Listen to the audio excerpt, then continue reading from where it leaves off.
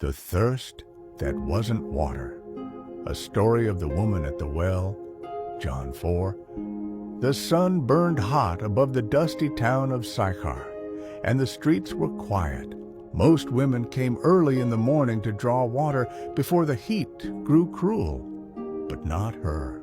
She came when the sun was highest, when no one would be there to judge her with whispered words and knowing eyes.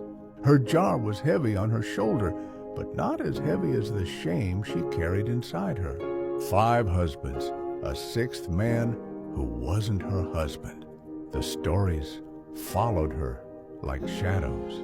She had learned to live with rejection, or at least around it. But this day was different. As she neared Jacob's well, she saw a man sitting alone, dusty from travel, but calm, as if he had been waiting. A Jew. She hesitated. Jews didn't speak to Samaritans, let alone Samaritan women. She lowered her gaze and approached quietly. "Give me a drink," the man said. His voice was gentle, not demanding, not shaming, just tired. "Human." "How is it," she replied cautiously, "that you, a Jew, ask me, a Samaritan woman, for a drink?" He smiled, but his eyes held something deeper than amusement. "If you knew the gift of God and who it is that asks you for a drink, you would have asked him, and he would have given you living water." She furrowed her brow. He had nothing to draw with, and the well was deep. "Where do you get this living water?" she asked, curious now. "Are you greater than our father Jacob, who gave us this well?" The man leaned forward slightly.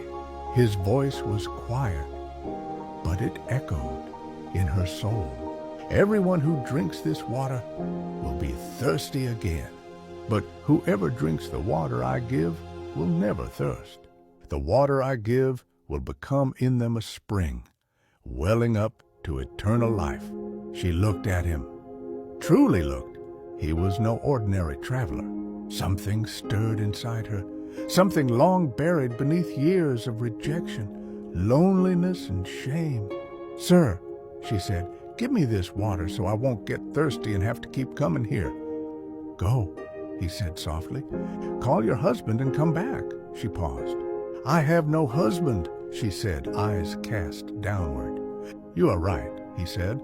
"You've had 5 husbands, and the man you have now is not your husband. What you've said is true." Her heart pounded.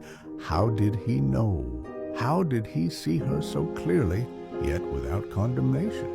"I see you are a prophet," she said, trying to change the subject. "Our ancestors worshipped on this mountain, but you Jews claim the place we must worship is in Jerusalem." He looked at her, not just at her face, but at her soul. "Believe me, a time is coming when you will worship the Father neither on this mountain nor in Jerusalem. God is spirit, and his worshipers must worship in spirit and truth." She was trembling now. Could it be?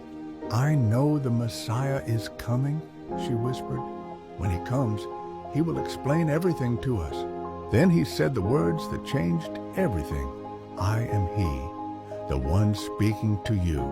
Her water jar slipped from her hands and rolled across the ground.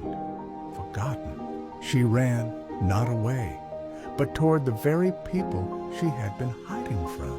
Her shame, her fear, all replaced by wonder.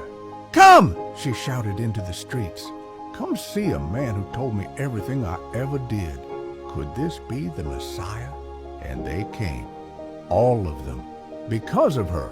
Because a woman once broken and cast aside was the first to carry living water back to a thirsty town. And the well never ran dry again.